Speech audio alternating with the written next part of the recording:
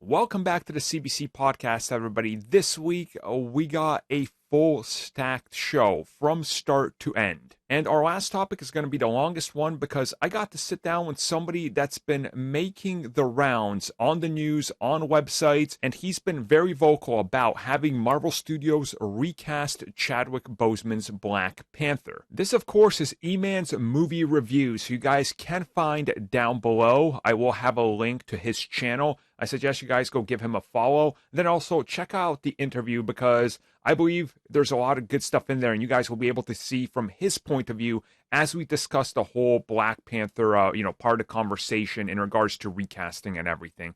And of course, just before we get to the show at hand, make sure you guys check out the CBC member section if you are a member.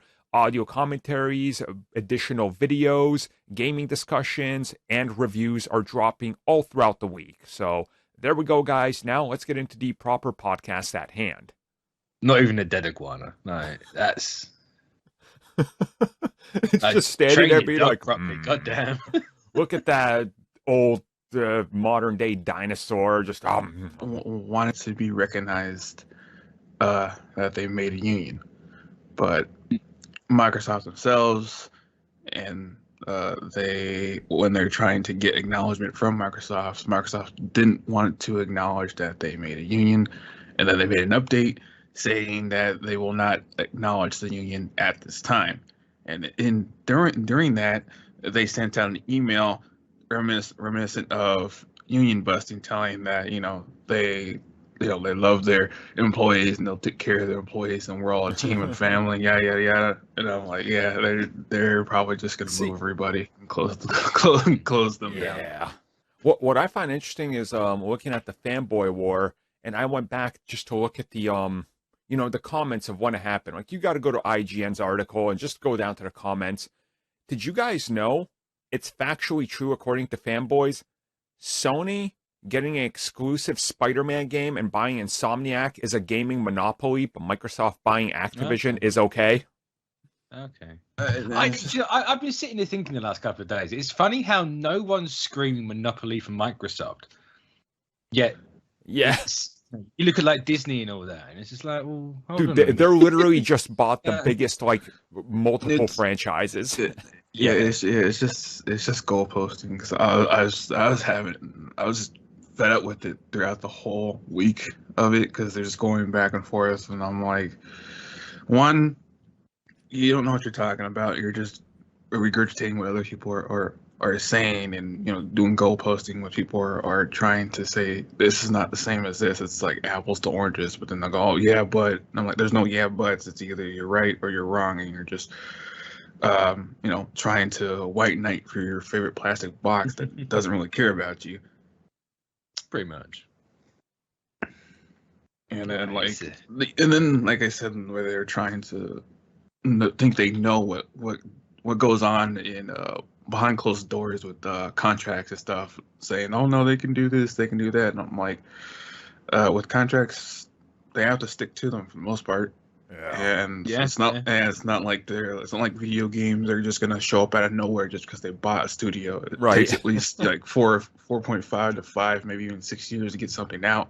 So even during that time, there's nothing coming out for them. Look at see that 4.5 to 5 years is an average studio. This is Microsoft we're talking about. How long was Halo Infinite in development? I was gonna say that was 5 years. They had an extra year, remember? Look at what they just announced about the next Elder Scrolls. They're like, oh, it's entering pre-production now. It's like, oh my god, this thing's not going to be out till the end of the generation. Like, what? Yeah. And it also tipped me off on why they're making Warzone 2, because Ravensoft was quality control for Warzone 1. Mm-hmm. So they're making a new Warzone engine. Okay, I don't know what they're going to be doing with the Ravensoft. I guess we'll see. Well, I suppose we should get into this thing. So here we go.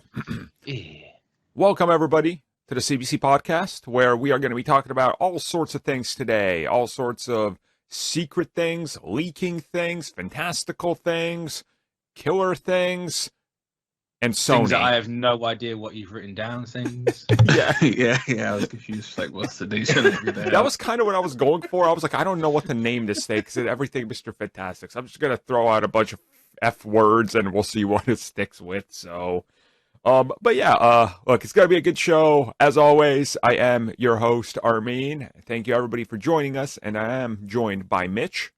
What's up? You can follow me on Twitter at 692tweets. And also Tristan. Yeah, I'm up, and you can follow me at JChance. So this is going to be a good show, like I said. There's just a couple things I guess we'll talk about before we get into this. There's obviously the big news that we didn't fit into this show because it's a little bit more just like gaming stuff, but 3 new Star Wars games announced by Respawn. Oh, yeah. Those guys are going to put out more Star Wars games in like 3 years than EA in the 10 they had the license, which is impressive. Well, isn't Respawn owned by EA? Yeah. Yes. So they what is it? They ruined an IP and then they bought them. Yeah.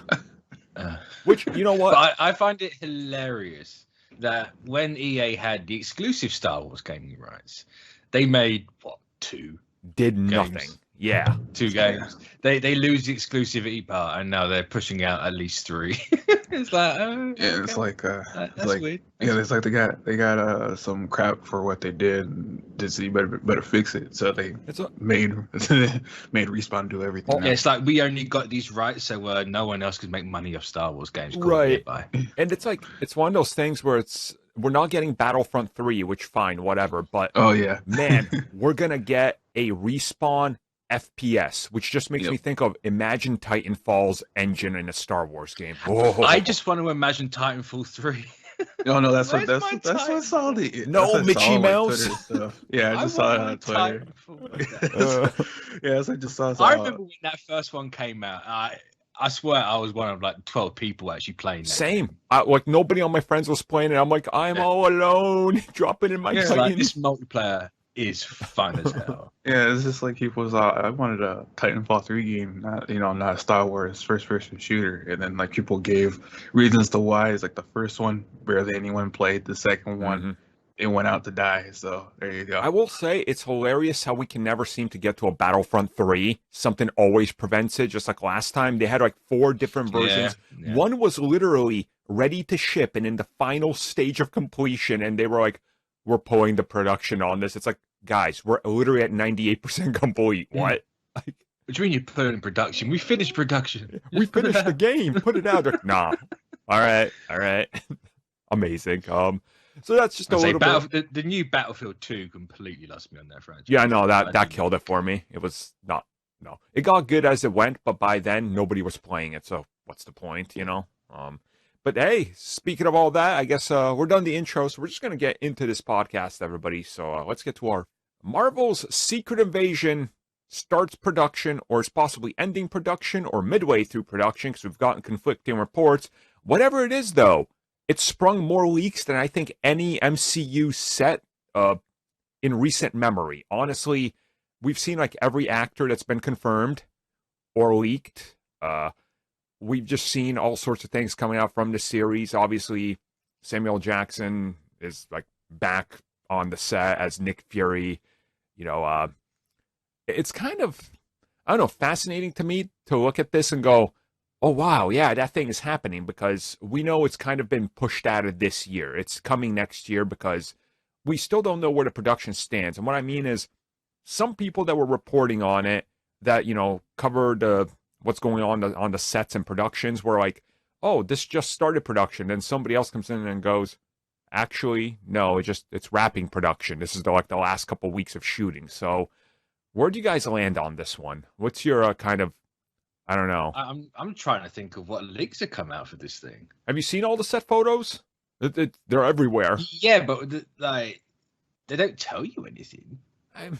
I guess there's kind of like, well, if you interpret them, it's like, oh, it looks like these 2 characters are arguing, or these 2 characters might be working together. But again, it's Secret Invasion, and it's set photos, so I'm kind of trying to look at it that way. I'm like, I don't know if I can infer anything from, oh, look, Maria Hill doesn't seem to be happy with Nick Fury, or maybe she is, and they're just, I don't know, on set. Are they even acting in this show? Exactly, yeah, that's kind of the thing. So I've seen a lot of like those insane, ooh, look at what's going on here, look at this theory. I'm like, I don't know if any of this holds any water. Like, there's just nothing there.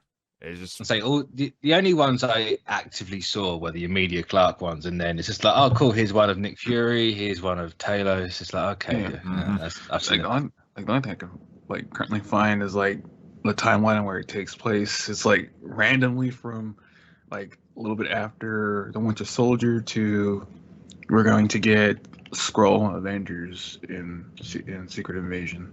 But yeah. You ain't getting Skrull Avengers. I'll tell you that now. I don't want. That's all I'm looking at. It's like it's just random. It goes from one thing to the other. Yeah. It's definitely also nowhere near Winter Soldier. Like this is. I wouldn't be surprised if we have a flashback or two, being like, guess what? When the Winter Soldier happened, look behind this door. Oh, that was a Skrull next to Captain America. Look at Chris Evans' hand when he's doing the speech. See, that's the Skrull looking at his hand. You know, like the good old... that guy playing Gallagher. He's a Skrull. I mean, you know what? That's enough fan servicey that they probably would. Like that's. Yeah. Or like Rumlow's a Skrull. I'd be cool and with that. That's why he had the helmet on, because his Skrull face was showing. I'd be cool with that. Bring back Frank Grillo. I'm down for that. So there is, some stuff out there, but again, we can't really get much from it. All the big leaks are just set photos. But again, what you can get from those, I don't know. I still remember way back when Iron Man 1 leaks sprung up. Boy, there was a lot of speculation on what is he fighting there at the end. We could see Robert Downey Jr. in half a suit. What's going on here? And it turns out that every single person speculating on anything was wrong because, guess what? It was just a production truck and not some sort of armored vehicle. Yeah. I'm looking again, and another one is that Amelia Clarke is going to be Abigail. So, as Abigail Brand. She's rumored to be Abigail Brand. Yeah. She's also rumored to be the Skrull Princess. I can't remember her name's the Skrull Queen. Who's that English actress that's been cast in this? There's a couple names I'm not even really up to date on. Like I'll know them once it gets closer to it. Yeah, but the specific rumor was trying to go with mutant angle and how they can make mutants come into the MCU, mostly with Abigail Brand. Common. Yeah. Yeah. Oh, and I suppose. Yeah, I was gonna say I believe she is gonna be Abigail Brand. I don't think she's gonna be a mutant. I mean, Marvel Studios keeping that a secret would be on brand. Yeah. Yeah, I'm gonna go with probably not a mutant, unless something's happened. It's just one of those things. But hey, look, we'll find out soon. We'll talk more about Secret Invasion. It's probably a year plus out, so there's going to be plenty more time to talk about that specific. We got our first Q&A. This one comes from Nick. He, okay, I'm going to just read this, and then you come up with what you think we should answer this like, because I didn't get the full thing. I mean, it's Nick. I'm trying to figure out which bullet point Nick you always uses that he's going to be talking about. True. So here's what he said, or asked, or said. I'm not sure. What DC director do you want or think could make a Marvel? In parentheses, not including Gunn, ? Now, wait, that sounds very un-Nick-like. So speaking of Skrulls, this sounds very un-Nick-like.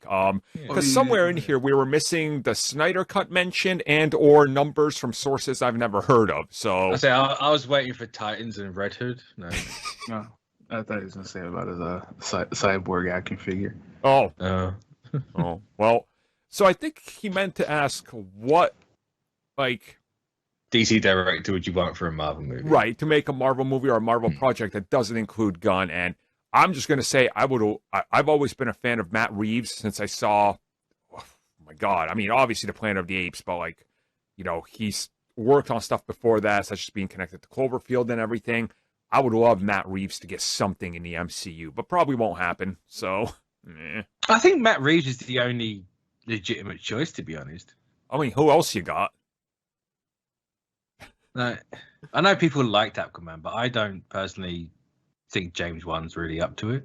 I would not want a James Wan Namor film or something like that, but No, definitely not. Patty Jenkins after 84. Nope. Because I watched that movie now. Ooh. I wish I hadn't. Oof. I really did. It's like I shouldn't have done this. Yeah, after 84, no way.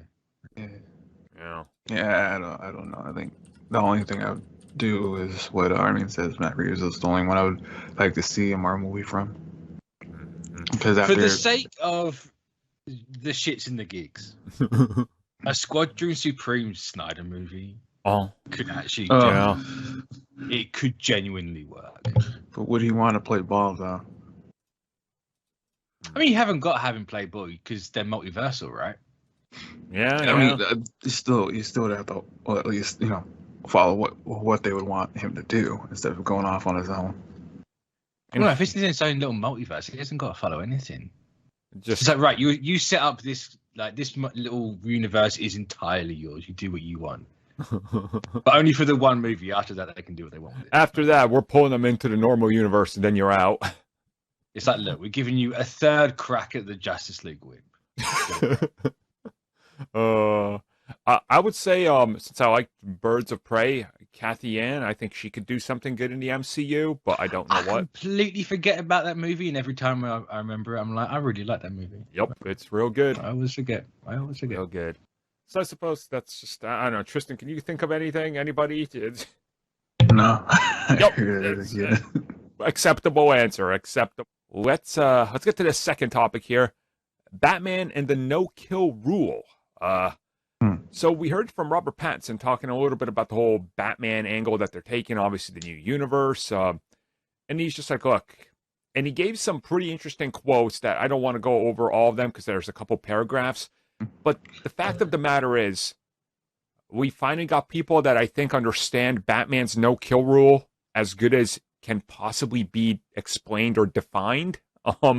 That's kind of what I gather from it. Essentially, they're like, look, Batman, yeah, he more or less does want to kill, but he's got to control those urges and pull back. That's the rage, right? Like, that's the mentality. And that's kind of what separates him from Frank Castle, because he's not controllable. He's just out there doing what he does. Batman doesn't, so... I mean, especially in the first years he's doing it. So, it's completely understandable. And throughout the whole Bat mythos, that's one of the things that Bruce talks about a lot, is when people ask, well, like, why don't you just kill them? Yeah. And that's a part of his ongoing training, is to not cross that line. Because once he does, he's not going to stop. Tristan, somebody's going to point out that one panel from 1931 or whatever and be like, actually, I know he was originally purple and used a gun, but things change. Yeah. We're talking about the evolution once they, came up with the core concepts and how they handle it. And again, I just kind of like how Matt Reeves and Robert Pattinson seem to want to tackle this version of Batman being like the definitive version, almost, is what it feels like. Like, it's not just any city in the United States. It's not going to look like Chicago. It's not going to look like this or that. It's going to have a unique feel. And I do appreciate that they seem to want to use what works in the comics, have these set rules, and not kind of play around with them, or, I don't know, try to maybe ignore them or act like they're better than them. Like, you can tell me how many, I don't care how many times you tell me, actually Batman didn't kill in the Snyder films, when he's running people down using the machine gun on his Batmobile and straight up like throwing them through concrete head first. I'm pretty sure they're dead, but okay. Like, I mean, remember when he launched the actual car into that van with the guys in the back of it and went straight through? Sprained ankle, bro. Sprained ankle. Like, didn't a couple of the cars explode too? Oh yeah. More than a couple, actually. It was a pretty big action sequence. So when he's in the jet and he's just gunning down everyone. Robin died. Oh, look. I know, like, everything I keep hearing about the Batman from the people involved with it just seems pretty awesome. Like, they seem to know what they're doing. I'm still very much hyped for this thing. It's going to be with us real soon, like a month away. That's start of March. Yeah. Wow. Just over a month. It's going to be crazy. Well, yeah, March is gonna be a little lively with the Batman and Moon Knight. So. Yeah, it is. That's gonna be hell. Two complete opposite sides of the dark brooding character. Can't wait. Well, the fans are still insufferable on both sides. Oh, of course. Just say DC's Moon Knight. Just say DC's Moon Knight. Well, that you can't have fun on the internet, obviously, because of memes. Yeah, no. Memes, they're dangerous, man. Dangerous. Guys, have you heard the fantastic fanboy theories about the fantastical casting of Mr. Fantastic? Because they've been everywhere. Yeah. First, it's definitely John Krasinski who's playing him. Then, no, it's not. But he's also in the film. And then, well, Mr. Fantastic's not in the film at all. Or, actually, he is, but he's just called Reed Richards. But he's not going to be played by John. But John is going to play a different character who's related to Mr. Fantastic. But Mr. Fantastic will not actually appear in the film, just the ending, because he's one of the secret actors who recorded 2 scenes because there's actors in the end of the movie. And I'm just like, oh, God. Can we just say I know what you're right. Like, it sounds like they wanted the maker instead of Reed Richards. Maybe that's the twist all along. The scoopers know it's maker, they just won't reveal it. It's this whole Mr. Fantastic thing has literally become like a tangled web of speculation, theories, and rumors. And here's what kind of I went back and looked at all the initial reports, right? It's like, okay, let's take it back a year to when Doctor Strange started production. So you have the people saying, oh, guess what? John is officially going to be Mr. Fantastic. Saying now, no, he won't. But it's their sources saying the same thing as well. I'm like, when in the year did they change course on this? And then you have other people being like, actually, I was saying all along, it won't be John. But he's still in it. I'm just like, it's just... this whole Mr. Fantastic thing, I feel like we're in WandaVision territory again. Funny enough, a year later, you know, it's like 100%, yeah. Yeah, it's a classic sidestepping because you don't want to be wrong. Yeah, because this is the inherent problem. You know, it comes across as even if the information's right, it comes across as theories when you're just throwing out 12 things a day. Yeah. And then everyone can think they can do it, and then they just have their own theory, and they're like, "Oh no, this is going to happen." It's like, yeah, this is, just trying to use their common sense as a theory and throw their dart at the board, hoping that they got it. Yeah. It's like the new thing now is Daredevil's going to be in the yellow and red, and No. And you may get a picture of it, but I don't think he's even wearing it. Yeah. So I'd love for him to have it, but no. Yeah, there's just so much of this whole. Look, I get everybody's excited for Mr. Fantastic for whatever reason. People are fixated on him. I'm convinced most of these people don't even know much about Mr. Fantastic. They're just trying to, how do I say this nicely? Bandwagon the theories and I guess just hopefully will it into existence and hope it happens. That's kind of what I'm going with. Like, I don't know how to explain it, but like, I think it's entirely down to people are just excited that the MCU is going to have a crack at characters they haven't been able to have a crack at yet. Mm-hmm. And for most people, I say most people, like our generation's entire lives have never had a good representation of these characters on screen. Yeah. And I think like people are just excited about that. Yeah. Because no one in the last 20 years has read the Fantastic Four. Obviously, people have, but a lot of people. They've read the Fantastic Four, and not a lot of people, but every reboot they try and get people to get hooked on them. I mean, I've always been a fan of the Fantastic Four. And how many Four, reboots have we had? A lot. Too many. Yeah. That's. I mean, you had that time where Marvel didn't want to make any Fantastic Four media, so they stopped for a while, and then they bought Fox. That was a factor. Yeah. So, look, I'm going into Multiverse of Madness expecting nothing Fantastic Four, And I think a part of the reason people believe it's going to happen, and I've seen this being like, well, if you just look at it, if they announce the project is coming, clearly the character is going to appear somewhere else before his own solo film. I'm like, guys, it didn't happen with Shang-Chi or Eternals, so why would they change it now? Like, why Mr. Fantastic at that? Like, I just, something just doesn't work for me. I don't believe it. Like, and trust me, I want the Fantastic Four as soon as possible, but I'm 50-50 on it, because part of me is like, why would you show us a variant of characters you haven't introduced yet? Yeah.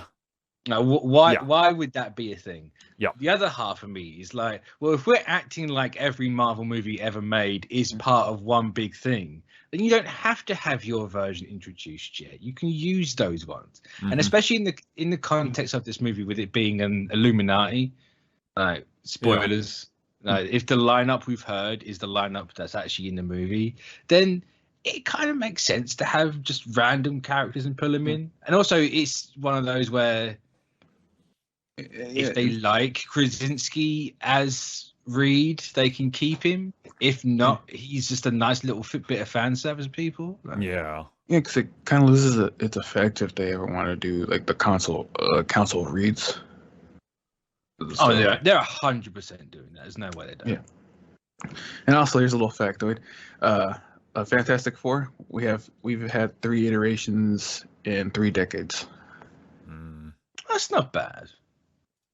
And the 2 most recent ones are considered the bad ones. So if you wanted to watch the Fantastic Four, that was kind of good. You're stuck with the '94 version. Yeah, the old Corman one. Yeah. Good luck finding that leak.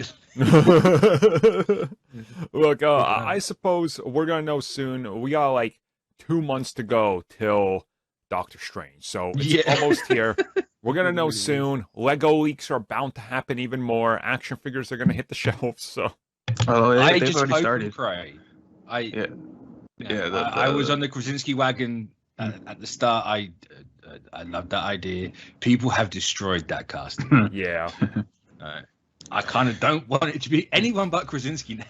Like, get literally anyone else. I don't care. Just don't get Krasinski. Yeah. I mean, I thought you'd be on the toy leaks because they've been coming out really, really fast. Just wait till Miles Teller walks through the portal. I mean, apparently he does, doesn't he? There's one. I say he walks through. There's apparently one leak where they destroy that universe, and you look at it and you're like, yeah, no, they're not going to do that. Oh no, they're not. That's such a fan servicey thing to write. It's like, oh yeah, they don't even talk to these people. They just blow up their world. It's like, no. What? Yeah, that's so stupid. How would we even know it's their world? Whatever. Anyway, so exactly. It's as part of our Q&A number 2, this one comes at us from Benny, and he asks interesting one, which we'll definitely have to discuss in a few different angles. What happens if the Batman underperforms, either because of the Snyder bots or critics? Will WB cancel the show /sequels? So Snyder bots ain't going to change a thing. I was going to say, enough of them. The Snyder bots is a vocal minority that's only shrunk since the release of the Snyder Cut. Many have moved on, so I don't think that's fact. Let's be honest, they'll be hate watching anyway. Yeah. Yep. Oh, 100%. Yeah. Remember all the people trying to prove that nobody's watching Captain Marvel by buying tickets to watch Captain Marvel? Yeah. I remember those empty theaters, and it's like, what time's your showing again? No. Yeah. They show up first. Yeah, they got there like 30 minutes before. Yeah. So that's okay. Let's take the Snyder fanboys factor out. Critics. I mean, look, if Batman v Superman can get a sequel and do that bad with critics, and they can give them another $200 million to complete everything and advertise it, I'm pretty sure the Batman is fine, considering we're learning that the film is really cheap. Like they made this thing for real low amounts of money. So, I think the only thing that is going to go against this movie, and people are going to be like, "Oh, but Endgame is like," I think it being 3 hours is a bit much. That's a lot. Yeah, I think that's going to affect a lot of people, and I'm going to completely justify my reasoning here. Movies like Endgame, Eternals, No Way Home, Snyder Cut of Justice League, they're all ensemble movies. Yeah. Yep. They all have multiple people going on at once. They're not a singular character. Yeah. And, I'm glad you bring that up because that's kind of the thing I was talking to one of my friends about. And he was like, he's a big Batman fan. And even he was like, man, I don't know, 3 hours for this thing that's not an origin story, but it's clearly like all their marketing is Catwoman is equal parts in the film. Like it's a Batman and Catwoman film. And 3 hours is a lot, which, again, that's also going to limit them to 3 showings per screen max. So if they lock down 2 screens, 6 a day in some areas, there is a little bit of, that part of me that's like, this is an interesting approach they're going to be taking with this. I don't know how to react to it. Like it's, yeah. So it hasn't like dampened the movie for me in the slightest. No, not at all. I know people, it's too late for me to say that because people have already pressed send on the comment. But it's, I don't know. I'm a little, maybe apprehensive isn't the right word, but it's so long. It's just like, that's long for a solo Batman movie. And also the first one in the franchise, right? Like I would expect the second or third one to be longer, but if the first one's almost 3 hours, is the second one going to be 3:45? Like what precedent are you setting? It's. I mean, like, what's he doing? Collecting the Riddler trophies? You would imagine. Like. I know everyone in the world's made that joke, but I had to make it. I just someone needs to say it, and I'll take it. I'll be that guy. It's interesting that it's going to be going close to 3 hours because I guess like their mindset is like if you can sit through 2 hours of Joker, you can sit through 3 hours of Batman. Oof, yeah. Oh, I barely sat through 2 hours of Joker. I'll tell you that now. Yeah. Joker. I know. I think. Hopefully it plays them more like how No Way Home did, where you just didn't feel like 2.5 hours or nearly 3 hours, whatever it was. But also, and that's kind of what I'm expecting. But it's like, 3 hour solo Batman movie, just like. I mean, yeah, I was like even with prep to get myself into. Yeah, because even with the No Way Home, I didn't think it'd be 3 hours, and I checked my phone. I'm like, wow. Yeah, so that movie went by quick. Yeah, it was quick, but. Yep. I don't know. I'm hoping it's the same for the Batman. I'm still excited for it, but I think that runtime is definitely going to play a factor in it. But we'll see. Not long now. Well, I guess there we go for that one. Thank you. Our final topic here. Sony's plans for this year for Spider-Man, everything they're working on, and beyond. So this year they're starting production on Kraven. It's actually starting really soon, like early February, possibly mid-February. Kraven's going to start rolling the cameras, which, okay. That's unfortunate. Yeah, it's happening. Morbius is coming April 1st, which is still very fitting. It's very, very fitting for that film. I still hope it's April Fool's. Yeah. I genuinely believe we're going to get Kraven before Morbius. Oh, yeah. Morbius just isn't a thing. They just shot a bunch of trailer shots and said, call it a day. I wouldn't be surprised if Morbius, because Morbius was made, it started before they had the redo, wasn't it? Yeah. Yeah.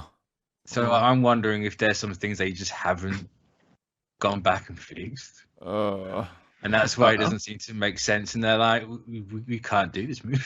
No, I don't know if you guys heard like one of the outlandish rumors of why they kept pushing Morbius back, which is funny to me. Is what they were like theorizing is that they're trying to how Sony and Marvel made a deal with Sony being able to use Marvel characters but not really referencing them to the MCU. Is that one of the characters in Morbius, which I don't even think, it's impossible. It's that Blade is going to be in Morbius. Oh hell! So I've heard that. Yeah. There's no hope. The whole reason is because of for people who don't know, Blade originally was immune to vampirism, and through Morbius, he became the Daywalker. Yeah, so that's where the connection was. Look, the original ending scene of Blade 1 had him chasing Morbius. Morbius shows up at the edge of a building.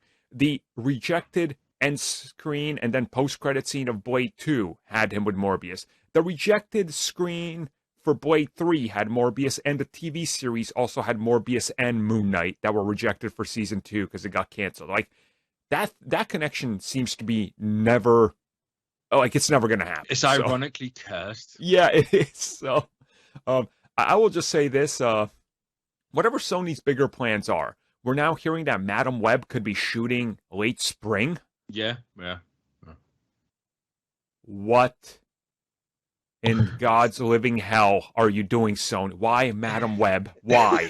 I mean, Madam Web at the minute makes a ton of sense. Maybe not for a movie, but to have the character, it makes a ton of sense. But it's Sony, and they're gonna. I'm just expecting Venom, but with Madam Web. Really? Well, there's that, and you also forgot about the Silk TV series, if that's still going. Oh, it's going. I mean, we've heard. The last thing we heard was like, "Hey, Amazon's doing it." That's about it. But to be fair, though, when Amazon does a TV series, they announce it, and then the next thing you know is here's the teaser trailer and a release day, and you're like, "What? How? When?" It's true. It's true. How did you come up with this? That Lord of the Rings teaser trailer was insane. But like if it is true, like what would the Madam Web movie be about? Her spying on other spider people? Like you seeing what Tobey Maguire is up to for like 20 minutes and then switch to Andrew Garfield? That's probably what Sony's thinking, yeah.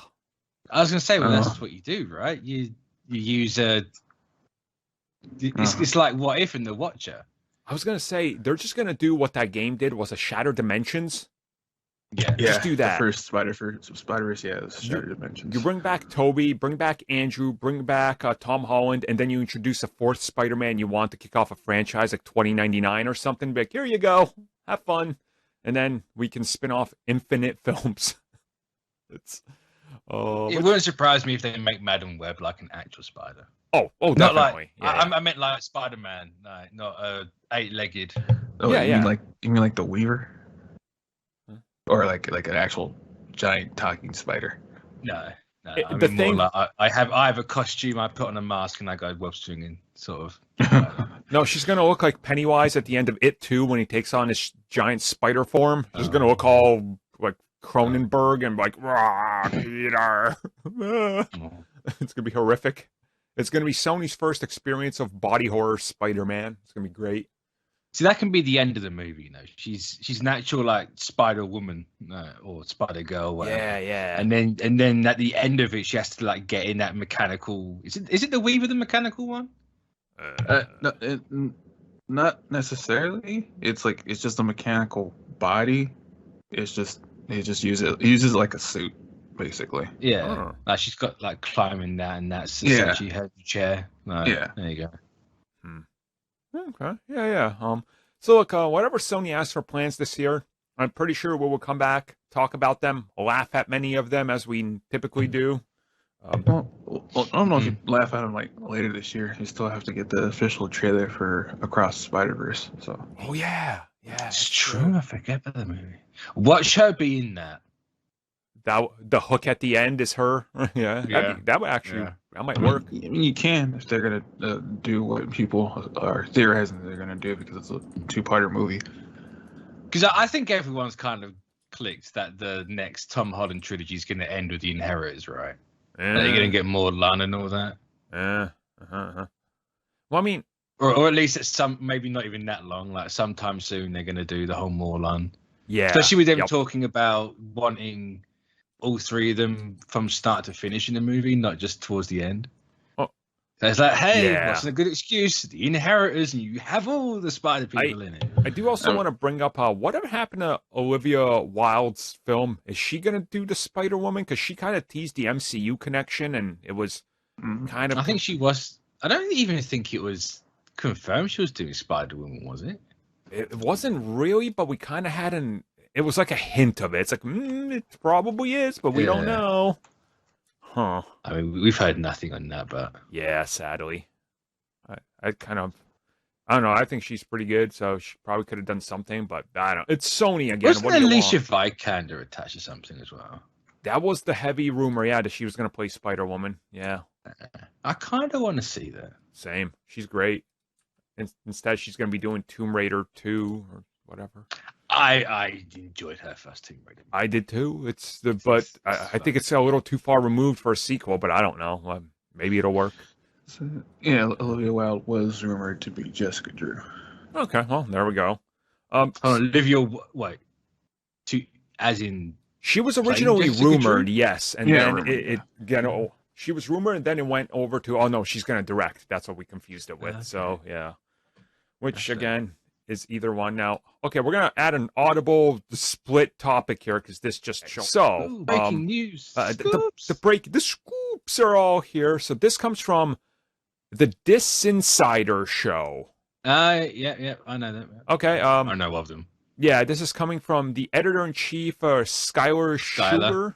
Yep, I've seen him. I remember. I think he has a picture of him with like a microphone or something. Vividly remember. Yeah. They said Tobey Maguire will be in Doctor Strange in the Multiverse of Madness. Yeah, that's been a fairly long-standing, not necessarily long-standing, but it's been fairly out there in leaks for a good while. Okay.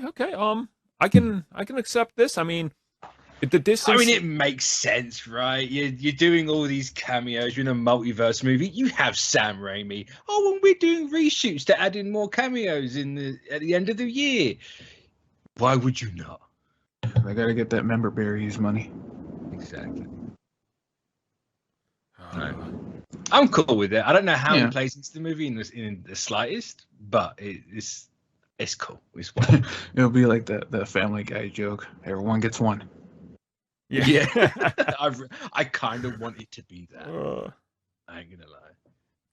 I mean, hey, maybe this way we see Dunstan. Did he say he had a kid in No Way Home? He didn't, did he?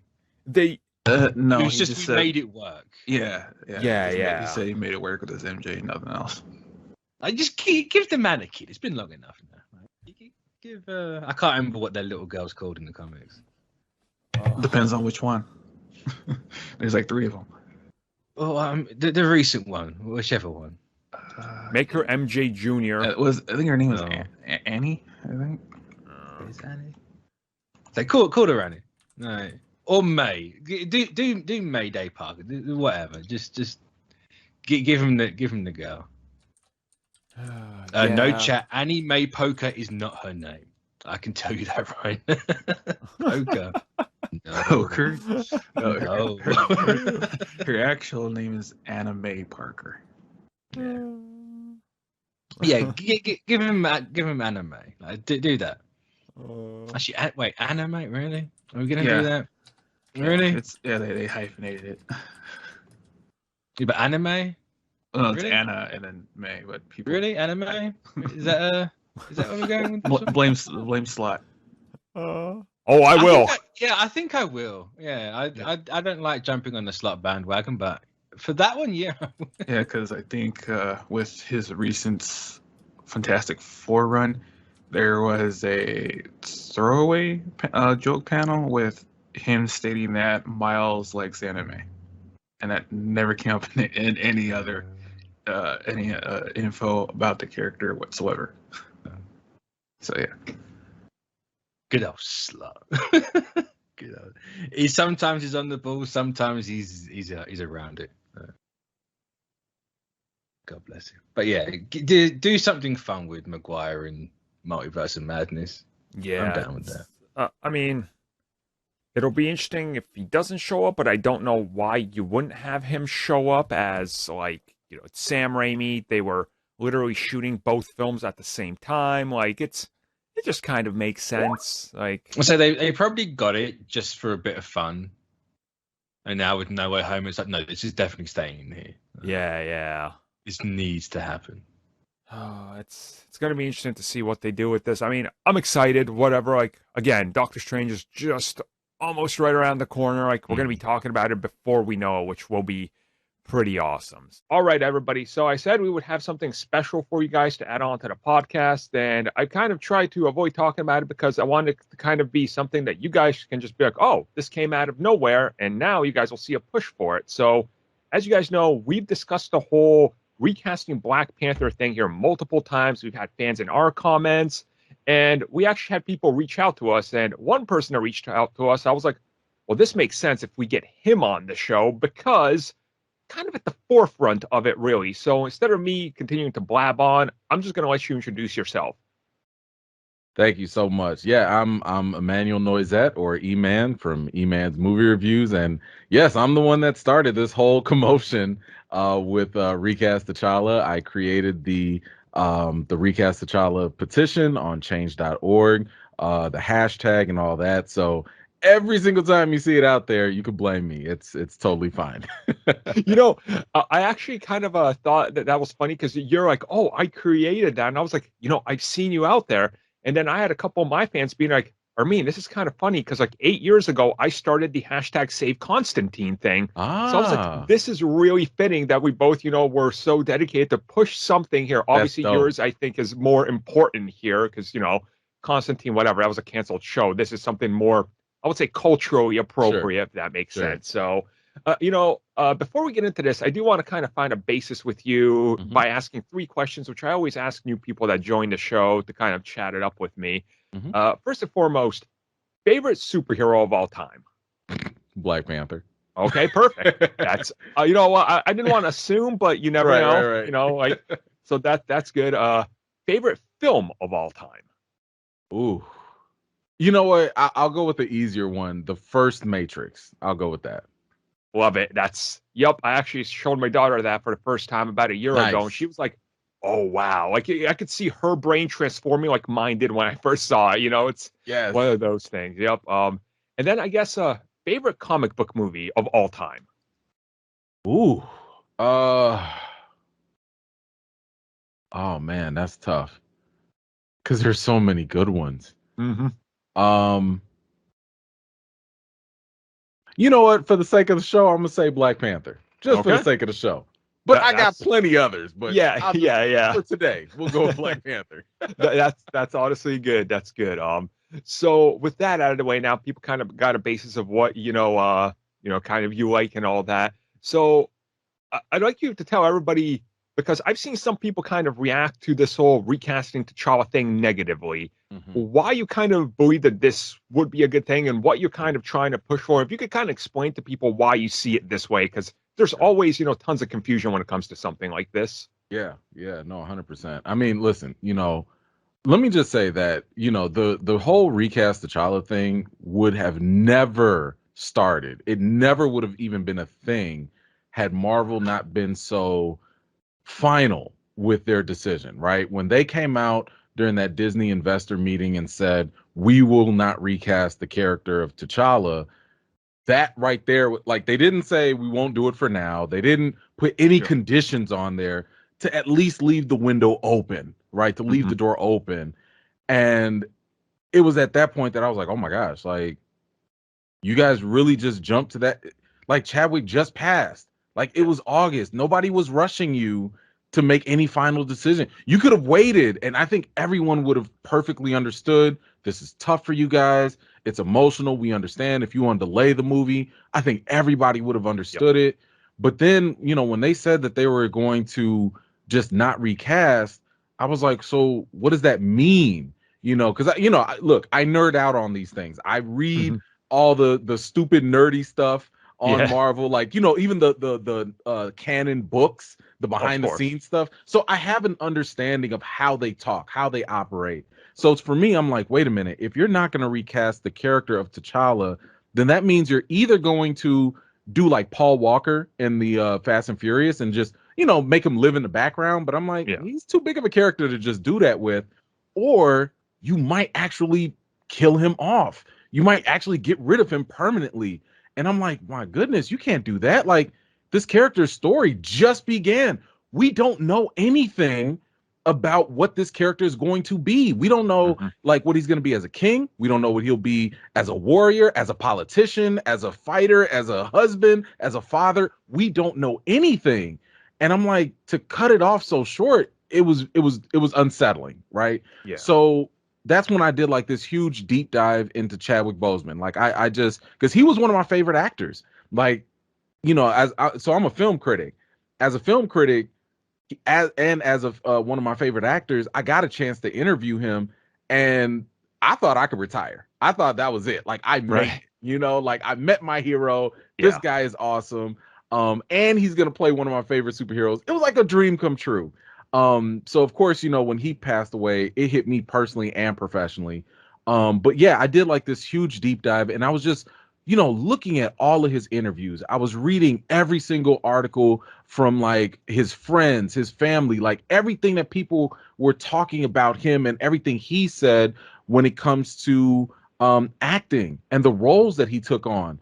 And I came across this one video, and it was with journalist Roland Martin, and he had text messages with Chadwick Boseman. And this was right before when Chadwick was losing weight, and, you know, people were like really concerned about his health. Yeah. And he told Roland Martin, like, hey, I want people to see the role and not me. That is the job of an actor. It's about what you do with the role. Mm-hmm. And it was at that point that I was like, you know what? I think, given all this information I've seen, everything he's talked about, how he viewed the roles he took on were bigger than him. And he's taken big roles. Jackie Robinson, James Brown, Thurgood Marshall. This guy was not an egotistical guy that would believe nobody else could play these roles except for him. He was like, I mean, Denzel Washington paid for him to go to school. Yep. You know what I'm saying? So like, he was really a believer in appreciating important roles and helping other actors out. Like, he was very, very conscious about that. Mm-hmm. So when I'm putting all these things together, I'm like, you know what? I totally understand Marvel's position here. I know that they're close with him. I know that they worked with him. But at the same time, I don't think they really knew how he felt about this role. And that's one of the reasons why I don't go out of my way attacking Marvel, like, at all. Because I'm like, they're human, you know, like, and they're fully capable of having emotional, you know, emotions. And personally, I think they kind of rushed it. But that's why I'm not saying that, like, man, you guys are bad, evil, or whatever. I'm just like, hey, you know what? If we really want to honor Chadwick Boseman, if that's the goal, then I do think we should recast. And to your earlier question, the reason why I think recasting is so important is because when you look at Hollywood, when you look at entertainment, recasting is exactly the reason why we have popular characters today. Characters don't get popular and they don't stay relevant if they don't get recast. Yep. When was the last time, and I'll ask you this, when was the last time you did a show about the $6 Million Man? You know what I mean? Like, right, yeah. When have you done a show, I don't know, about Mantis? And I'm not talking about the Mantis from Avengers or Guardians of the Galaxy. I'm talking about the one by Carl Lumley. You know, like Meteor Man, even. Yeah. We haven't had those conversations because those characters have been forgotten. Yeah. You know, now we remember them because we're older, you know. Right, yeah, but like, anyone under 30 is going to have to Google who's the $6 Million Man. Who was the actor, Lee Majors? You know, who are these people? Because they've never been recast. And I'm like, yo, I don't want that to happen to Chadwick.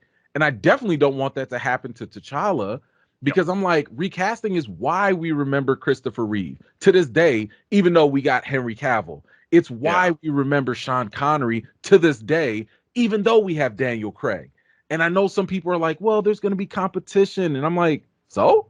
It's okay to have multiple favorites. That's a luxury, right? You know, go ahead. Bring that up, and that's the same thing I was going to say. Like, the first thing that jumps to my mind is the 007 thing. And before I got onto the show, I was like, you know, I'm going to look at some old interviews and kind of try to perceive this in a different angle, because my angle at this whole thing's been like, look, I'm too stupid to comment about this because I'm a nerd white guy whose favorite superhero is Captain America. Well, you know, I've been treated good, and now even better because I love Sam. So, like, I can't wait to see how Marvel is going to try to word this, because I know there's going to be a lot of people like you who are going to be more, because there's the everyday people that don't know that Black Panther's not being recast because they're just the average movie viewer. Right. And you brought up something about, you know, the whole, like the toxic side of it, because you're not attacking Marvel.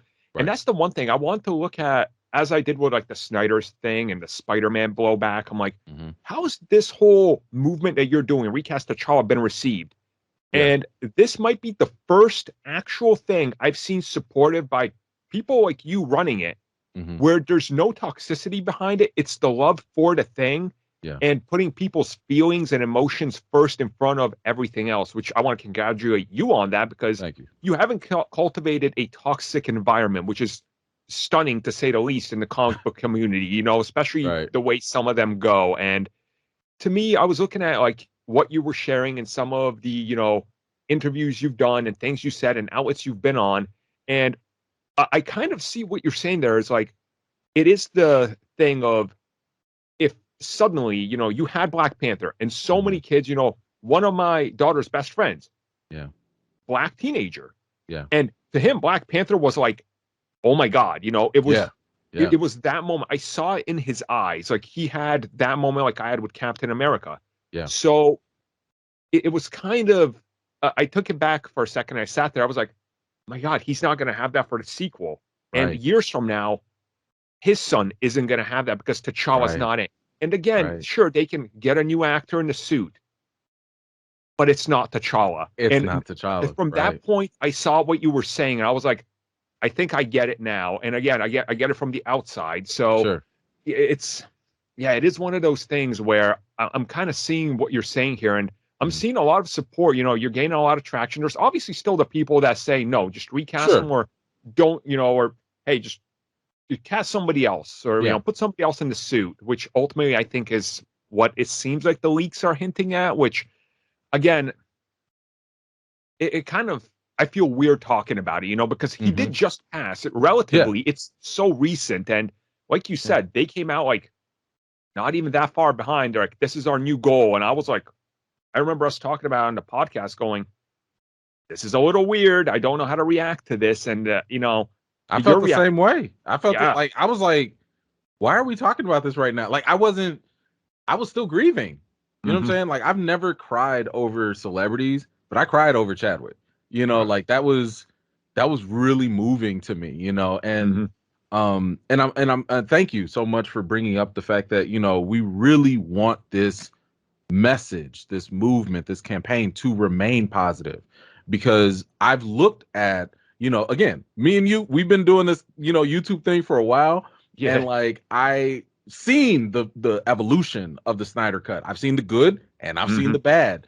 And I've also looked at other movements, whether it's Black Lives Matter, defund the police, whatever. And one thing that I noticed was like, one, negativity does not work. Like whenever you're negative about anything, people start to focus on your negativity and not what you're saying. So I'm like, I'm not going to give them that. Right. And two, I also know that people will try to change your narrative for you. It's one of the reasons why I'm so protective and I get so defensive whenever people slightly try to misconstrue it, because I put a lot of care and effort into wording exactly what I wanted in the petition. I said from the very beginning, this does not have to be an immediate recast. Why did I say that? Because I want to give people time to grieve. I want to make sure that no one feels pressured on either side, whether it's the cast and crew or if it's the fans. We don't have to be in a rush. I'm just saying, don't end the character's portrayal permanently. I'm also saying it doesn't matter who you give the mantle to. I'm not saying that, you know, because T'Challa's there, Shuri can't be elevated. I'm not saying that at all. In the comics, yes, the mantle is passed around. That's fine. But it's always been about T'Challa. He's always still been the center, even while other people get highlighted. So I'm like, look, you can talk about other characters. You can highlight the other ones. That's fine. But you don't need to get rid of T'Challa to do that. And then the most important thing that I really wanted to communicate to people is that it's even more unsettling. And this might be something maybe even your listeners haven't heard, but it's more unsettling to take the real life tragedy of Chadwick's passing and to place that into the fictional storytelling. We already started grieving. I don't know if you saw this, but like when Chadwick passed, kids around the world were grieving. They were like, oh my, like they felt that, right? Yep. Everybody was feeling this. And I was just like, oh my gosh, like, do we really want to double down on that in a fictional movie? Because you can't control real life, but you can control fiction. You can control what we show. And I did it wasn't me, but another website, actually a couple websites have done this on Twitter. They ran Twitter polls. And in these Twitter polls, they asked people, what what are you looking forward to the most in Black Panther 2? And one of the number one thing that they said, number one thing most people are looking forward to in Black Panther 2 is how are you going to address the lack of T'Challa? What are you going to do to celebrate Chadwick? That's what everybody's going to go into this movie to see. And the problem that I have is that not only some fans, but also Nate Moore, the VP, the executive of Marvel, he is tying T'Challa to Chadwick. They're making them one and the same. And I get that, right? Like, we all look at Tony Stark and Robert Downey Jr. like, you're together, it's one. I totally get that. But the thing is, and this is why, again, I try to emphasize how Chadwick felt. Chadwick didn't view it that way. He was like, no, T'Challa is bigger than me. You know, I'm just an actor trying to fill this, bring this character to life, but he's bigger than me. But when we tie the character and the actor together so tight like that, whatever you do to the character, you're doing to the actor at that point. That's why I'm saying it's very unsettling to sit here and go out of your way in fiction where you have all these options to go and potentially kill this character for the third time. Let's keep in mind, he died and came back in the first movie. He died again in Infinity War. Why does anyone think that killing him for a third time before his story is even done a good thing? I don't view it as a good thing personally because his story is not done. I don't think that it leaves him with an actual legacy because he hasn't done it. All he's done was open up Wakanda. He fixed up, Bucky and the other CIA guy, and he gave, he built a couple buildings here and there, but like that's it. Like, we don't know how he's going to deal with anything. So I'm like, Tony Stark has a legacy. He literally saved the universe. Captain America, your boy, he's a war hero, and he helped save. He led the efforts to do it. They have legacies. So T'Challa had all the potential to get that same legacy. But if we kill him off again, you're cutting it short. And in my opinion, I think it's exploiting Chadwick's death. And I mean, I could only imagine, and I shudder just to think about it. What is his family gonna think?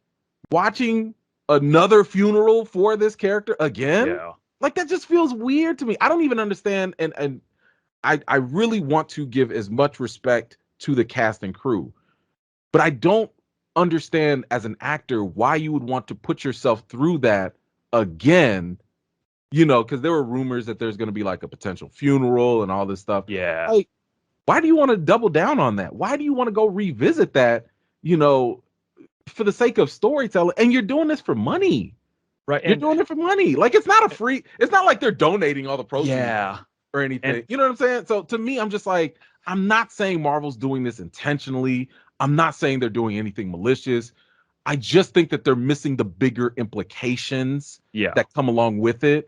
And that's why I'm like, look, whatever you do, guys, you guys got time travel, you got magic, you got the multiverse.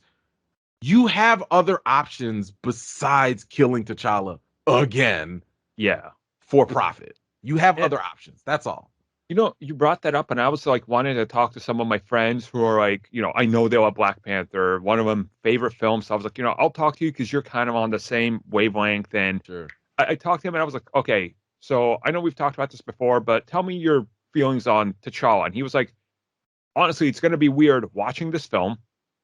And if they do the opening funeral and there's T'Challa and they do something, maybe show the Black Panther suit or something, or however they treat that, passing away of T'Challa, it's going to be weird. But then he's like, but then we have to go from that directly to Fish Guy invading Black Panther because power struggle because the king is dead.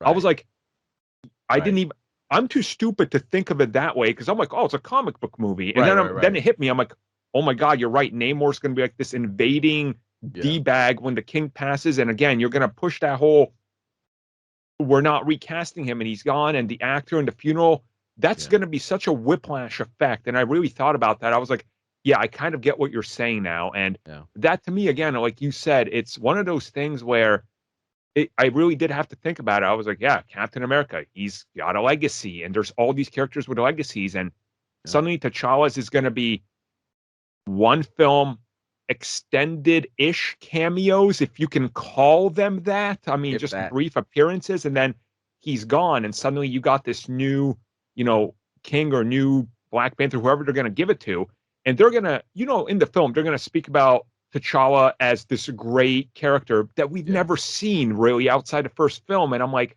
right. I kind of see all these arguments now and kind of started clicking in my head, and I do understand it now a little bit more on what you're saying directly. And I've seen fans again on both sides, and I've seen a lot more people once they start to realize what you're saying, be like, it does make sense. And I'm still seeing people say, well, they made the best decision they could, which again, you got to respect the decision they made for right now. But imagine if it doesn't play out so well and the film isn't as well received, and then it does have that whiplash effect of blue laser in the sky, but here's the funeral. You're going to be like, I don't know if that was done right. So right. Yeah, now, look, just to give them a little credit, I think Ryan Coogler is a genius, right? I love him, I love this guy. He's like one of my favorite directors. I think that they are still going to put a good product down, right? Like I still think that they're going to deliver something, action packed. It's going to have the drama. I still have qualms if they were to kill off T'Challa again. Matter of fact, on my own channel, I'm going to present the Blip Theory, because this is a theory people have put out there. It's a perfectly reasonable theory. I think that would be a perfect compromise on both sides. And I'll just give you a quick gist of it. Basically, that you can make a movie take place at different times at the same time, right? Yeah. So I'm sitting here thinking like, man, I think it is perfectly reasonable to believe that Shuri never got dusted, because we never saw her get dusted. And maybe she was, around during those 5 years before the blip, before everybody came back. And it would make sense that during that time that they would have a big funeral for T'Challa, because he did get dusted away, So I'm like, hey, if you do it at that point, that makes sense for the story. It gives Shuri or whoever, M'Baku, plenty of time to develop, to rule Wakanda. It also, bring on the fish man, like you can totally bring them in as well, have their conflict or whatever. And then you can even end the movie right there. You can end it right there before Endgame starts, if you want to. Because we just got Black Widow, and that was a prequel as well. So prequels can work. But my thing is that if this is going to take place after Endgame, we literally saw T'Challa perfectly fine, hanging out with his mom and sister, celebrating and everything.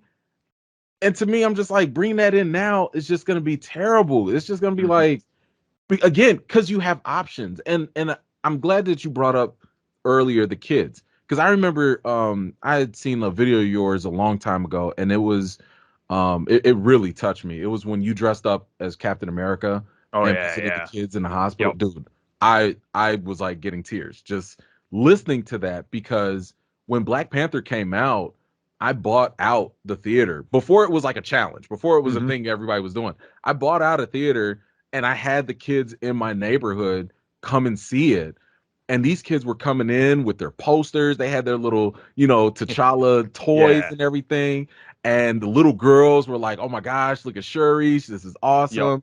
And I mean, like, I still get choked up just thinking about it, because it's seeing the joy in their faces, all that emotion, just to have their imaginations run wild is such a beautiful thing, because these characters are created for them, really. Primarily, we enjoy them as adults, right? But they're originally created for kids, And to me, I'm just sitting here thinking like, oh my gosh, like when people say, and this isn't an attack against them, but I'm just saying, when people are like, hey, just wait until Marvel reboots in 10 years.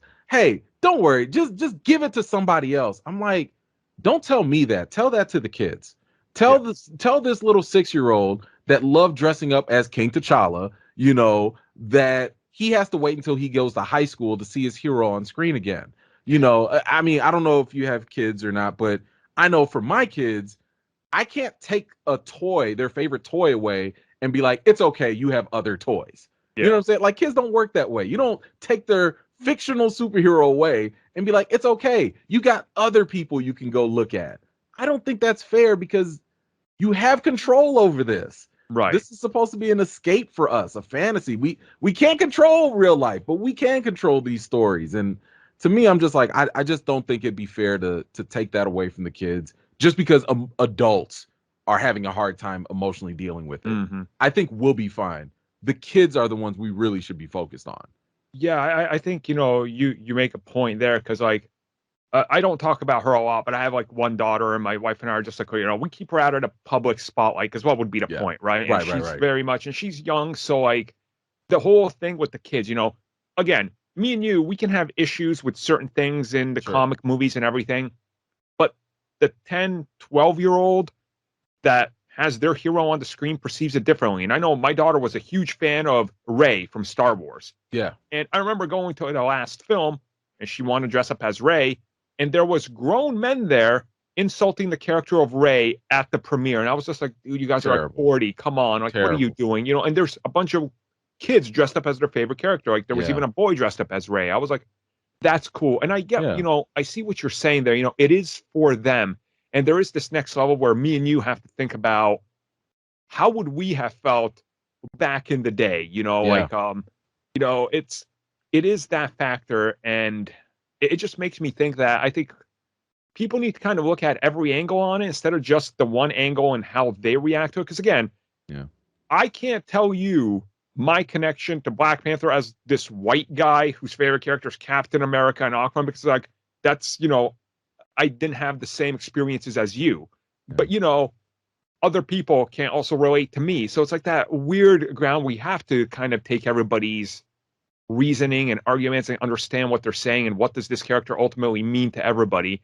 And as you said at the beginning, T'Challa is more than just, this one thing, and suddenly to kind of just cut it off there, it does feel a little weird. And, it's a good point because and this is one of the things that I would say makes us different than the Snyder Cut, right? Because the Snyder Cut was really just fans wanting to champion, Zack Snyder's vision, get their movies, right? And that's fine. I have no problem with people wanting what they want. That's fine.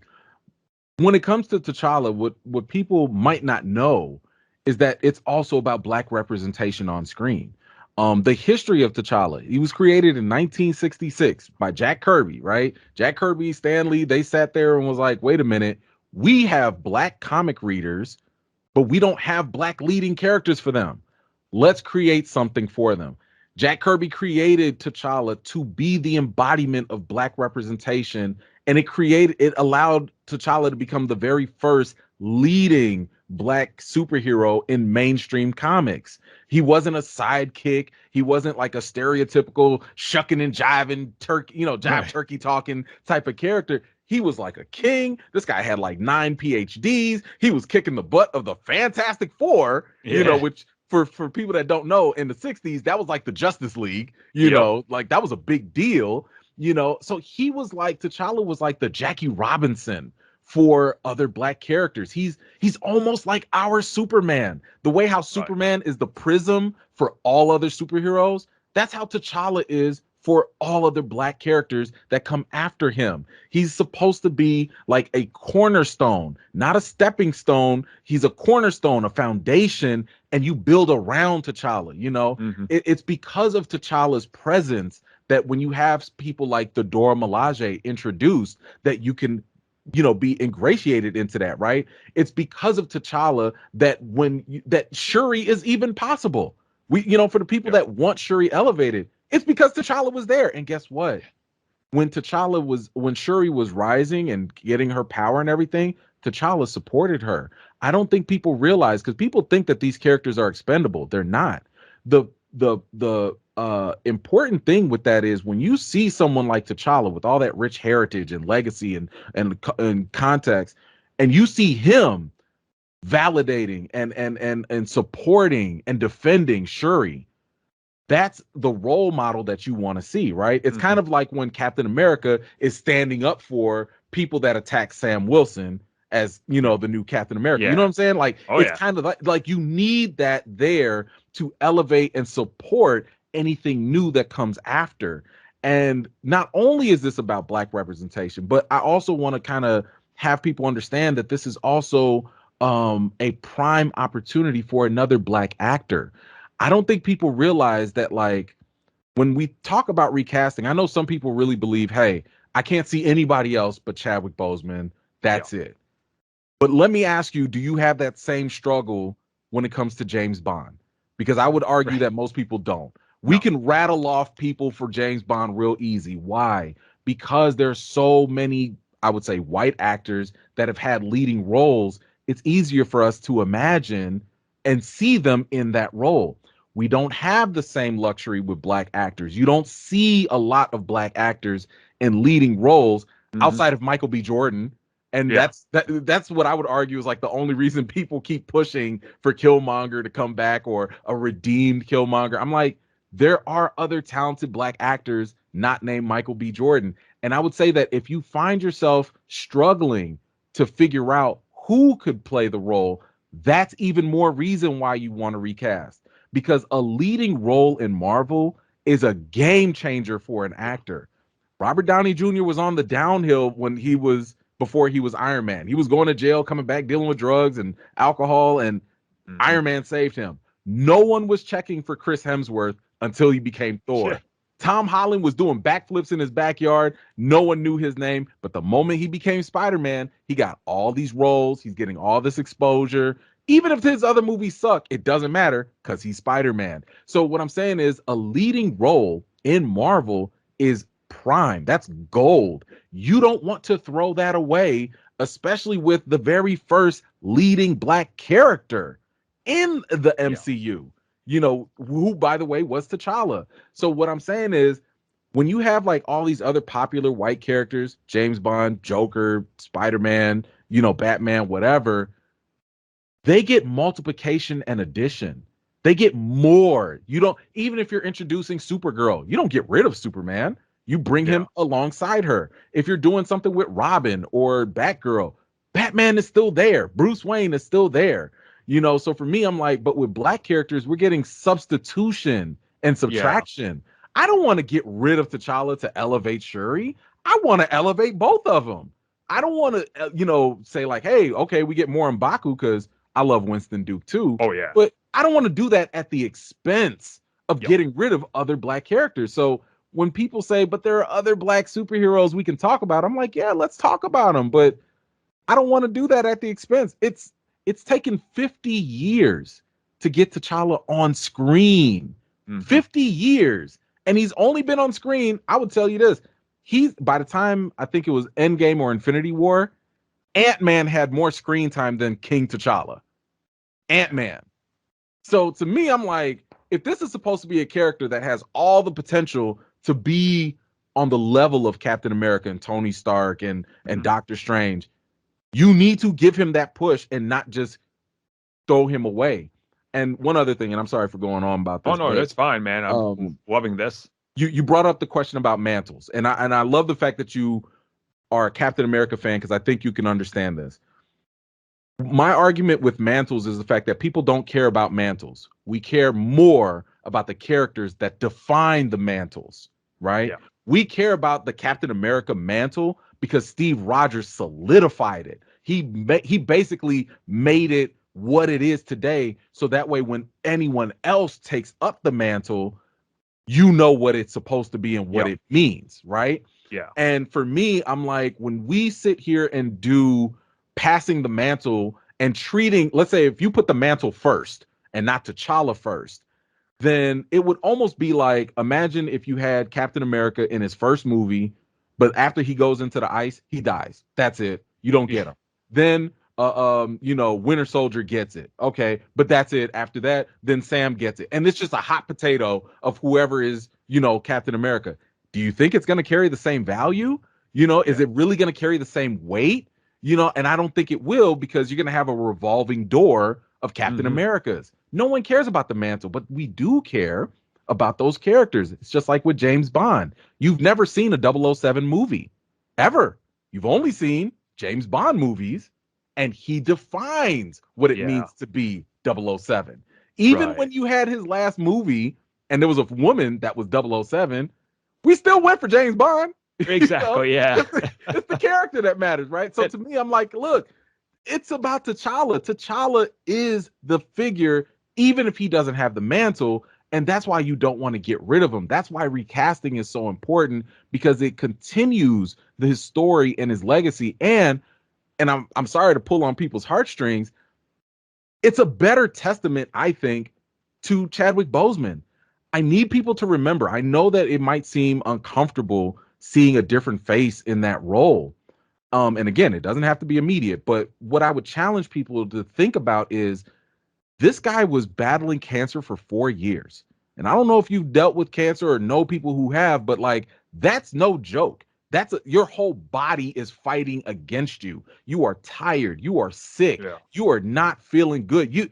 But he still got up out of the bed, went to work. You have interviews from the What If writers, AC Bradley, and the director, Brian Andrews. And they said he was excited to show the world more T'Challa. He wanted the world to see T'Challa, even without the mantle, still be able to save the galaxy and stand side by side with Thor, Captain America, and the Hulk and all of them.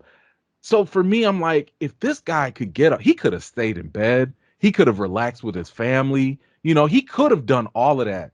But he busted his butt to show us, the world, how much T'Challa mattered. Because the same way you went to go visit, those kids in the hospital, Chadwick was doing the same thing.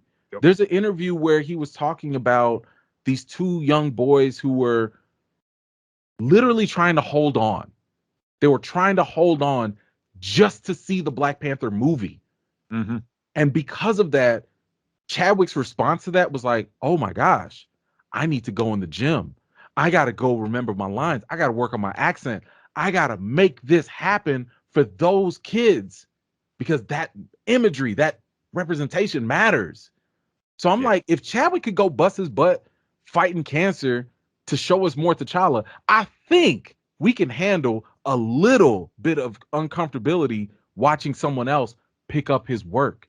Because I think the best way to honor someone is to continue their work, not to shelve it, not to stop it. I mean, look at Walt Disney. Walt Disney died before Walt Disney World was created. They didn't just say stop production. No, they continued. They built it because that was his vision. That was what he was working towards. So I'm like, yo, Chadwick wanted us to see more T'Challa. Let's keep that going. Let's make him the beginning of a legacy and not the end of one. I want him to be our Christopher Reeve for Superman. Right. Let him be the first one, and we can get more. And, that is something you very much bring up that I think is valid. And I've heard so many people bring up the James Bond thing. I'm like, but the James Bond thing, depending on who you grew up with, that's your Bond, but you can move on and you just accept it. And exactly what you said about the whole, passing the mantle and everything, that very much I agree with all of that, and how they've handled it with other characters and kind of what we have now and how we look at it, for example, from the outside and how they're handling it.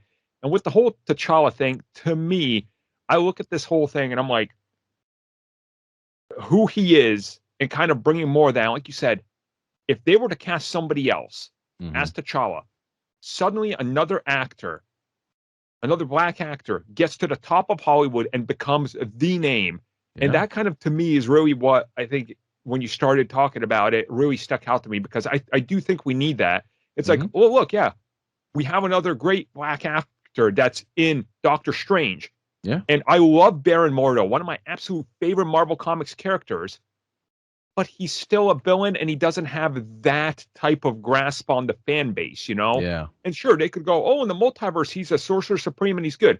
Still a supporting role. It's not T'Challa. And, I'm just trying to put myself in the mindset of where you're at, and I'm definitely agreeing with you there. I think everything you've said does largely make sense. And I think people listening to this especially are going to go, yeah, okay, I see what he's saying, And again, to bring it back to the beginning, you're not going about this in a toxic way. You're not going about this in a meet our demands or we're going to boycott your movie type of deal, because you're better than that, because you understand, hey, there's still going to be people that love this movie character that, that world is going to be comfortable to them because of what the first one did. Yeah. And that is one of those things where I've seen people bring this up as an argument going, well, maybe he's not in Black Panther 2 and they're going to say this or that, and then he shows up in Black Panther 3. Okay, if they recast it for Black Panther 3, however they do it, multiverse or whatever, I still feel it would be a little weird to have a sequel without him, like it is that whole thing. Yeah. Like you have to address his whereabouts. Yeah. You can't just ignore them. So I always get into that kind of mindset of this is going to be a tough scenario. However they handle it, there's going to be all sorts of conflicting, much like there is now. And this still hasn't hit the public eye. When they see the first trailer and they go, they didn't recast him. Right. Eyes are going to be on you for starting this, and you're going to be way back in this other circle, redoing the same thing. So, no, see, now that's why I said if you want to make this narrative work, just do it before the blip. You had 5 years where there was no T'Challa. That will make sense. No, and listen, I also want to make people understand this is if they were to recast, like let's just say later, even if they do a variant, whatever. If you see a new face there, I need people to stop pretending as though like we don't know what's going on. Even if you're the most casual moviegoer, most people know what happened to the lead actor. This isn't going to be some crazy abrupt change, like Rhodey, in the Iron Man thing. Like we had no clue, right? Like, out of nowhere, they just changed him. We was like, wait a minute, what just happened here? Like it's not going to be like that. Of course, there's going to be trailers. There's going to be news articles. Like if they finally get somebody, we will have advance notice. We'll get used to it. But not only that, we already have the background information. Most people will know if they get a replacement, it's because the actor died. It's not going to be a shock. It's not going to be crazy. Like we'll get it and we'll be all right. Yeah, I know. And like you say that makes a good point to me because I've only had my mom who doesn't like science fiction or anything, and my dad is a huge fan of it. I knew she knew what was going on when she called me about 30 minutes after Chadwick Boseman news hit. She was like, did you see that the Black Panther actor died? Because she's seen one comic book film and it's Black Panther. Right. And she loved it. And she was like, I absolutely love this film. I was like, I never thought you'd see a comic book movie, but Black Panther to her was like, well, my friends at work are talking about it. I'm going to go see it. So I do agree with that. It wouldn't suddenly be like a blindside. We go watch, Black Panther 2 where like, they recast them. And, I agree with you. They could have used that as an opportunity to kind of make people be like, look, this is what we have to do. And I've seen people bring up the whole, but Heath Ledger. And I look on that and I'm like, well, they did want to recast him actually multiple times. But Chris, it was Chris Nolan that was like, I'm not even going to do anything that I originally wanted. Delay the film and I'm going to write a completely different script because he didn't want anything. But they were going to do it. And they did recast the Joker twice since that, 4 times if you consider the TV series. Yeah. And I know people are going to say, well, that's a different universe. Yes. But to the point of all those other Jokers, especially Joker, was a huge success and people still love the character. So it is, like you say, going to be weird going into a T'Challa-less Black Panther sequel in future where you're like, accept it. And you're just like, but it's, And that's the thing. Like, I told you from the jump, I'm a Black Panther fan, right? Like I'm a Marvel fan. I want these things to succeed. I want them to make $2 billion in the box office. You know what I'm saying? And for me, my concern when I say recast, again, I'm a film critic. I've been doing this for many years. I study how films work. One thing I've never seen is a follow-up to a blockbuster movie being successful without its main character. I've never seen the emphasis of and again, please, anyone in the comments, please correct me if I'm wrong. If you can point to me to a franchise where the sequel elevated the supporting characters and did world building and that was a success, I will stand totally corrected. All I'm saying is when you switch out the main characters, because to me, look, world building, supporting characters, that's a platform for Disney Plus series, and that's something I had said from the very beginning that they should have done. I'm like, yo, you could have delayed Black Panther 2. You could have done a Disney Plus series instead, because they already greenlit Ryan Coogler to do Wakanda series and stuff. And I'm like, that would be a perfect time to build Shuri up, to have audiences get to know her more, kind of like how we did with Sam Wilson. We had a whole series to get to know him. He got his mantle, he got his title, and then now he has his new movie coming up. And I'm like, why can't we do the same thing with that. And I was saying this back in like April, before production even started, before they started rewriting the scripts and stuff. So, and I know your listeners might bring this up, so I do have to address this. A lot of times people will say, but Marvel's already shot things, they're in production, everything you're saying is too late. Let me just remind people that Marvel can do whatever they want. They have a track record of doing whatever's necessary if they want to do so. For example, they changed the story of the Hulk in the Age of Ultron based off of a rumor that Marvel was going to do a standalone movie for them. This is documented. I'm not making this up. You guys can look it up. They changed the entire story of the Hulk based off of just chatter online. WandaVision, they changed at the last minute. That's in post-production. They took Doctor Strange out of the story because they didn't want him to take over and overshadow Wanda. Spider-Man, No Way Home. A whole pandemic hit, unexpected situation, maybe like a passing too. They changed the entire plot of Spider-Man and they moved it up ahead of Doctor Strange 2. Right.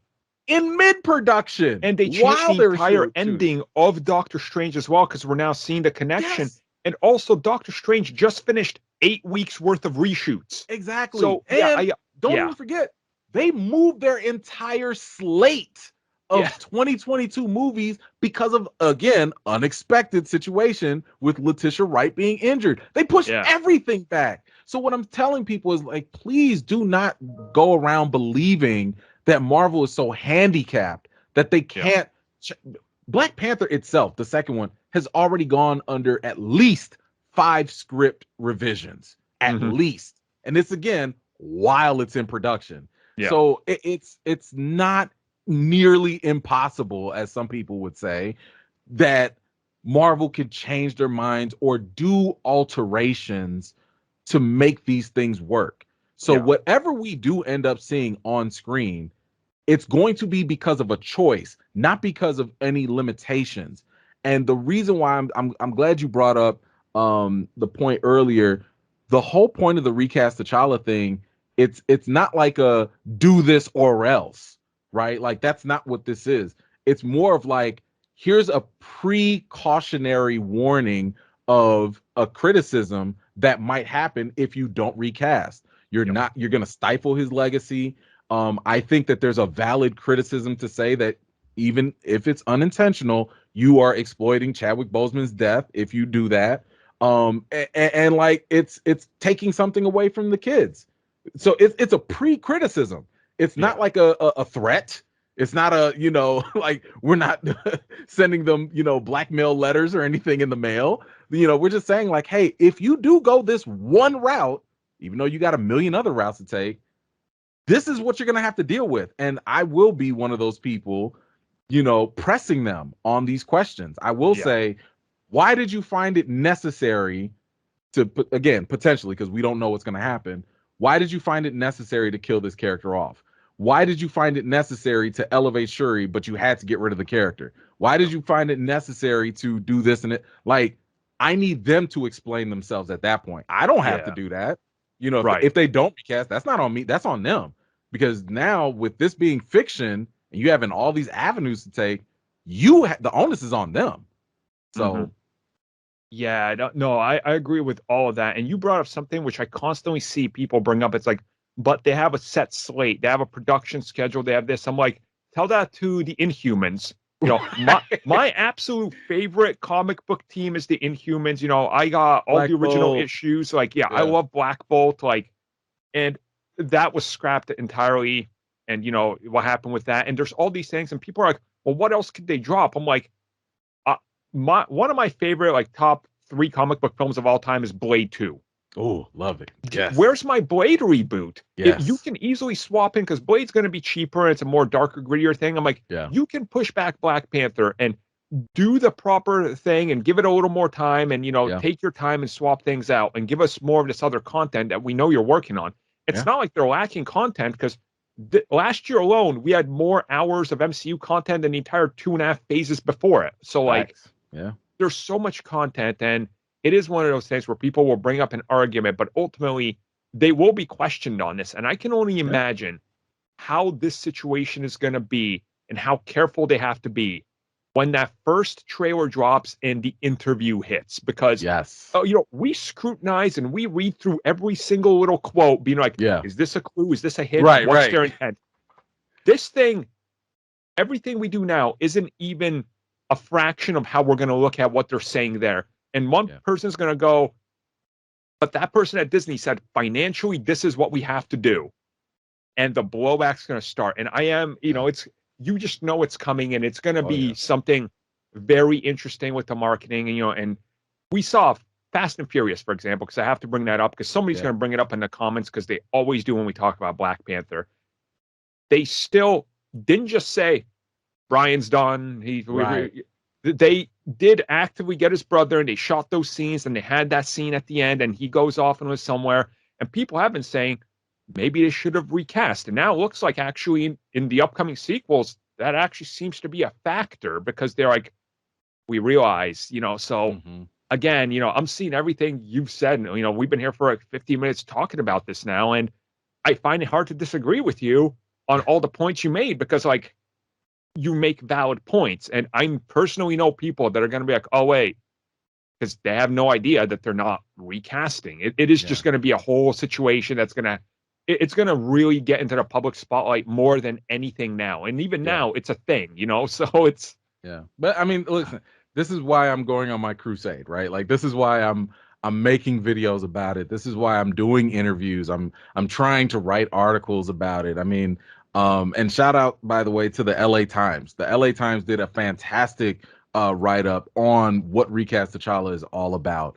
Because I know for a lot of people, they might only look at the hashtag and that's it. Like, they don't know what it's about. They don't know, hopefully they've listened to all 50 minutes of this or what, how far we've gotten with this. But, when the people just react to it and they don't know more about it, it's easier to stay in the dark, and just kind of, remain with whatever they feel. And this is why, again, I totally understand people's feelings about this stuff. I really do, because I'm in the trenches with you.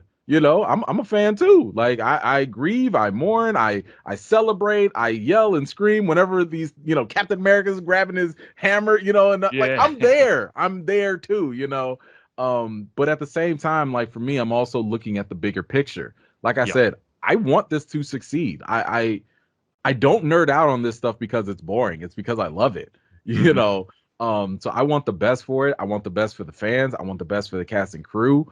I want the best for the kids that are watching. I want everyone to win, and I think that the best way to do that is to not paint ourselves in a corner. I think Marvel needs to not paint themselves in a corner, leave the doors open, leave some options out there. I don't care if it's a post-credit scene, if they want to just throw in a little quick timestamp, in the movie. Like, there are a lot of different things they could do, but I want this to be a positive thing for everybody, one way or another. Yeah, no, I 100% support you there, especially on the positive thing and having the chatter about it. Like you said, there's been a couple great pieces that I've seen that you shared. And I'm like, oh, I'm gonna go check this out, and you get into it. And I think a lot of people miss the and this is no surprise. People gravitate to the headline, or if it's a review, they go to the score. Right. They miss everything in the middle of why you gave it what you did. And most of it can be appraised, but they'll be like, oh, but the score's an 8 out of 10, so who cares, right? And I hate that. And as somebody who used to grow up reading magazines, so like, Electronic Gaming Monthly, it was all about the read, and then you get to the bottom. And I get what you're saying there, because people will see the headline or Recast T'Challa, and they have a reaction, but they don't know the push behind it. Yeah. So I guess to kind of, wrap this up, I want to ask you, when people go to your channel and check it out, when they go follow you on Twitter, when they look at everywhere that this is kind of, a thing that's obviously going to, as soon as that first trailer drops, you're going to be right there front and center as somebody that gets highlighted, be like, oh, the trailer's here. Check out this, right? What would you say to those people? Because I know most of the people listening to this are going to totally agree with everything you're saying, be like, he makes a good point. There's going to be a couple people that are like, What do you want to tell them? Like, what is like kind of your ending statement on this and the push forward and your goal for this ultimately? Sure. Look, I would say this. Don't judge the hashtag. Go read the petition. Change.org/recast T'Challa. I've listed everything basically summed up right there in that petition. And I'll just reiterate the very easy points, right? We're not asking for an immediate recast. We're just saying leave the door open. We're not saying other people can't get the mantle. If you want to elevate Shuri, M'Baku, whoever, that's fine. We're asking Marvel not to exploit the death of Chadwick Boseman as a plot device in their fictional storytelling. And we're just asking to continue the portrayal of T'Challa. That's all we're saying. That's literally it. And I know they're even more hardcore people than I am. Some people are like, no, recast right now. Forget Shuri. Right. Listen, I get that passion and I totally understand. But I'm making the bar as low as possible so that way it can be a reasonable compromise for everyone on board. Like every side, if you're still grief stricken on Chadwick, you can see what we're talking about. If you're on the cast and crew, we're giving you an out by saying just leave this open. So wherever, and if you're a diehard Black Panther fan, we're saying we just want to continue the portrayal. So if you're going to judge anything, you don't have to go watch my interviews. You don't have to go read all my tweets or watch all my very long videos explaining this stuff. Just read the petition. Read the petition and judge that. Don't judge the hashtag. Read the petition. Change.org/recast T'Challa. And I think at that point, it's more than reasonable that more people should agree with it than not. Yeah. Well, you've literally, you've made your point right now. I find it hard to disagree with anything you said because you come from it from a place of passion and care and not malicious about it at all. And, asking for just respect and people to look at this and kind of make up their own mind and hear your side of the argument. And you just spent a good hour of it actually stating what it is and kind of, asking fans to just look at it. And I hope they go and really look into what you're saying as I have and kind of what the message is and ultimately why you feel this way. And if they want, share this podcast, go to your channel, share your videos because I've seen them again. And, you make some great points on there because it is something that's larger than just, as you said, than what's being presented. And, I hope that people truly are listening and kind of can understand what you said here and that you honestly continue to do this because, we need more of this type of a fan dedication and also the love for the character being front and center and, kind of bringing your own opinion into it, again, in a non-toxic way, which I think is important as always. That should be something that's very important. So, again, thank you for joining me here for the podcast. We've been trying to work this out for a while, and I'm glad I could finally get you on. And thank you. Hey, I really appreciate you giving me this time to, just kind of clear the air, make sure that everybody understands at least my perspective. It's okay if you still disagree, whoever's listening, that's totally fine. But I just don't want anyone, like you said, trying to label us as toxic or anything like that. Like, don't listen to 2 or 3 people on Twitter or online talking about recap. Look at the petition. Hold us accountable to what's in the petition, and we can go from there. Thank you so much for the time, man. No, thank you very much for joining me, and hopefully everybody enjoyed this.